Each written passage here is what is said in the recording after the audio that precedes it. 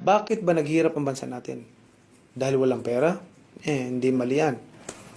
Dahil sa korupsyon. Ang mga Marcos, bilyon-bilyon, trilyon-trilyon ang korupsyon.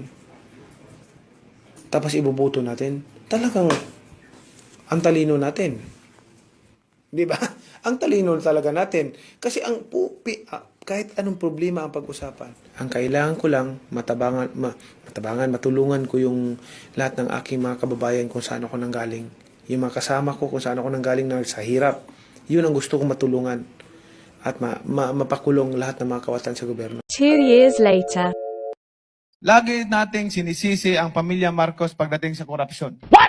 Hindi ba natin nakikita na sa panahon ng Marcos, ang bansa natin number 1 sa ekonomiya? Paano masabi? May kurap ang bansa na number 1 sa ekonomiya. Sinungaling ka! Wala kaming pakialam!